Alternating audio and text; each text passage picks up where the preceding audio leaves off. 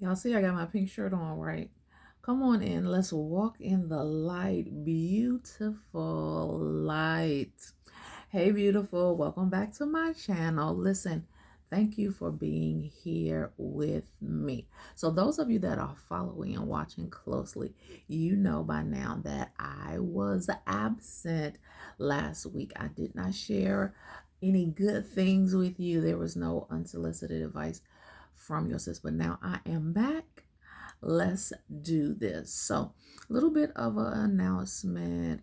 As I remind you to share this with your good sis, share this with your bro, like, comment, subscribe, all of the things. And listen, y'all, the comment section is yours. Tell me what you want to talk about. Tell me what you want to hear. If you just blatantly disagree with me, let me know. If you are in my amen corner and it's preaching to the choir and you're like, yes, sis, let me know. I want to hear from you for real. Okay. So check it. So the reason that I was not here last week is because I was on ministry assignment. So there is almost always a reason that I'm not in here. If I don't say something for you, at least for 3 5 minutes or what have you, it is because either my ministry, the Heal Girl ministry, is on assignment, or I am working with New Beginning Ministries, my home church, on assignment, and stuff just has me stretched out and wore out. Otherwise, I'll be here with you, right? So, talking about walking in the light, beautiful light. Light is understanding. Light is revelation. Light cancels out darkness, right? Just like love cancels out hate. So let me tell you something that I actually hate. Let me tell you something that pisses me clean off.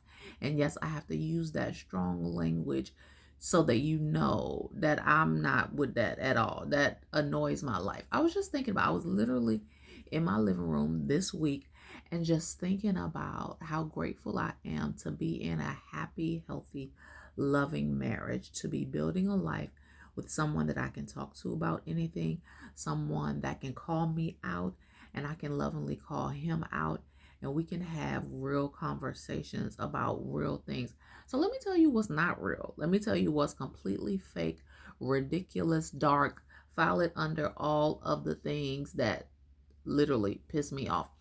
So I was just thinking about the this is why I almost forgot. I didn't write it down. So the other day it was text your ex day. First of all, social media gets all up and through my nerves with the things that you come up with.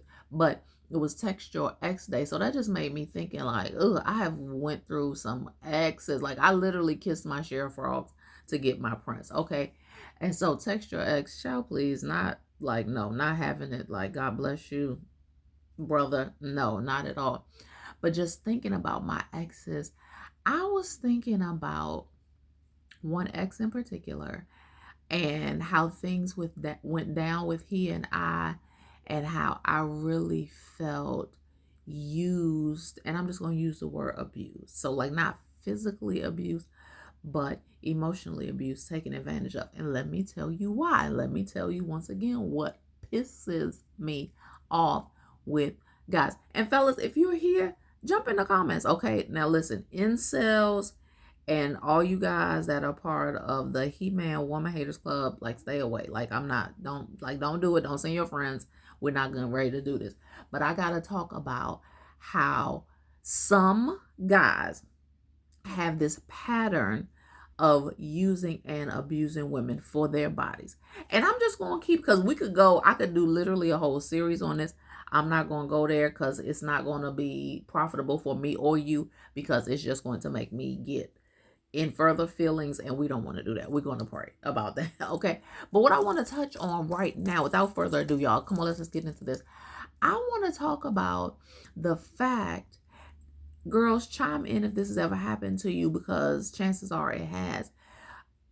How is it that guys on their dating journey, if they're trying to find the one and all of this and all of that, how is it that they can beg, borrow, steal, begging and pleading for the cookie, okay, for some butt, some sex. Okay, I just got to keep it real, right?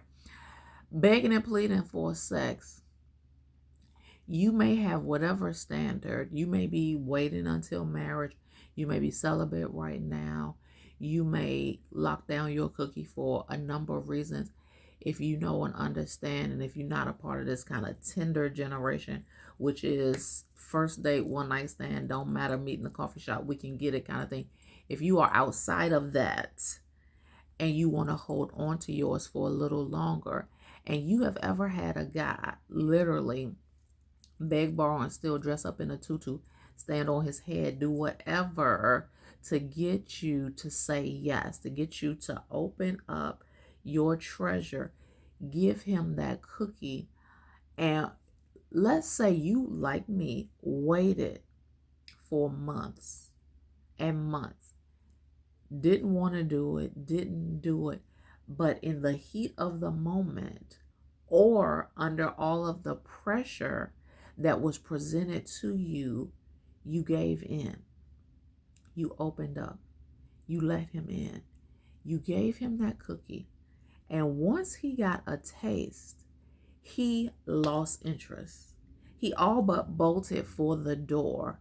Then, in some cases, if you are like me, he began to distance himself from you. And then you can tell because of his behavior, because behavior leaves clues that lets me know what you're thinking, what you on. Then you knew that he had lost interest, he had distanced himself.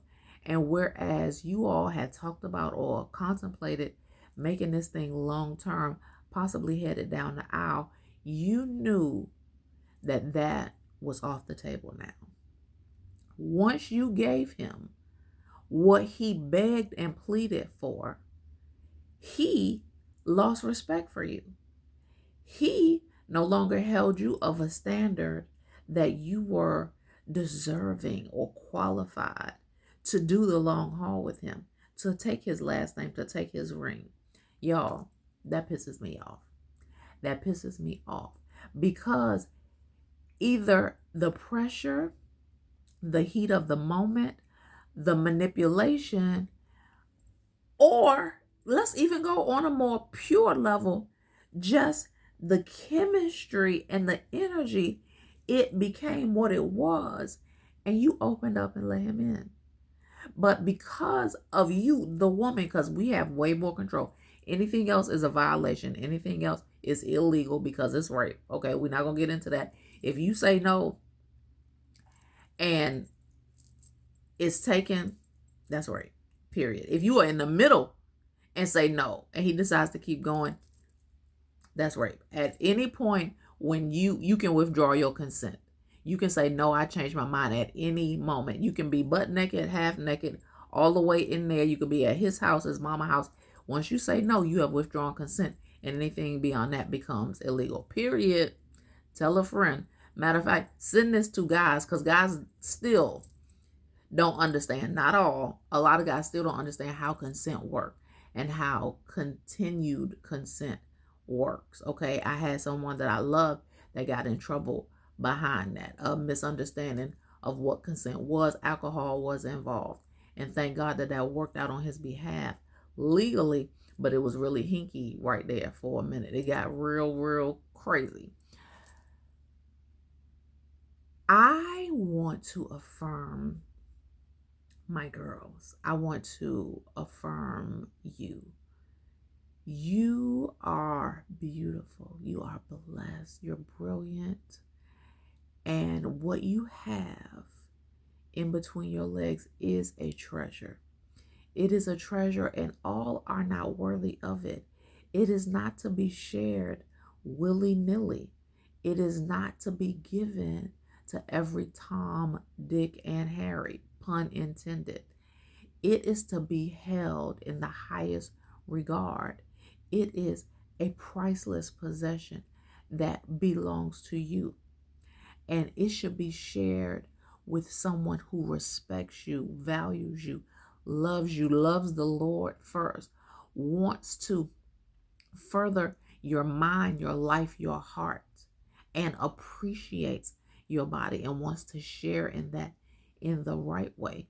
And for those of us who are believers, the only right way is through marriage, right? And yes, in 2025, that is still right, real, and relevant. It can be done. It can be done. Okay. So I just wanted to say that if you have experienced this, you are not alone. If you, like me, are totally disgusted by men who conduct themselves as such, then you are not alone. And if you can affirm yourself, if you know your value and your worth, if you have now put the lid back on your cookie jar, if you said, nope, I am closing up this treasure chest, and it is going, the next person is going to be for my man of God, the priest of my home and my life, and that's who it's going to go to, then I pray for you. I'm cheering you on. I love you for that. And so my prayer is that somebody, young or old, near or far, y'all know I'm in Augusta, Georgia, in the United States, down here in the red clay. And so you may be in Korea. This is 2025. You may hear this in 2035.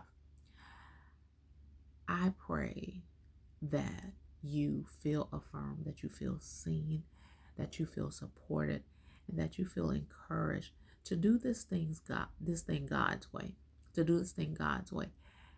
I just have to tell you, learn from my mistakes. It's nothing in between your legs. It's nothing that you can cook up in the kitchen that's going to make a man stay with you if he doesn't want to. It's nothing that is going to help you outrank Shantae, Tatiana, or who else, Sally, Jenny down the street. It's not.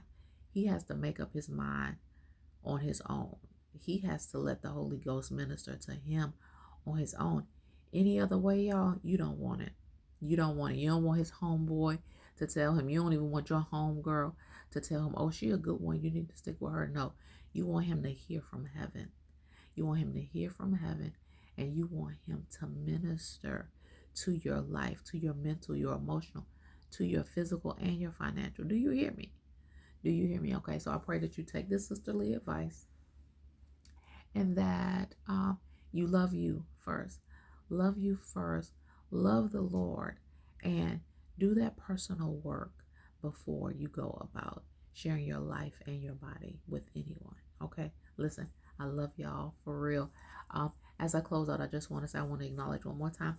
I have on my pink polo because we, at the time of the recording of this video, we are closing out Breast Cancer Awareness Month. I just want to acknowledge that, as some of you all know, last year, just about 18 months ago, my auntie, Yvonne Smith, she ultimately won her battle with breast cancer. She's gone on to be with the Lord. She got into a metastasizing situation. Cancer spread, and she opted not to forego. She chose, to forego treatment this time, and she's gone on to be with the Lord. So I'm so grateful for the survivors that are still kicking, still fighting, still thriving in life, and we thank God. So this little pink power is for you too. Love y'all. Until next time, holla.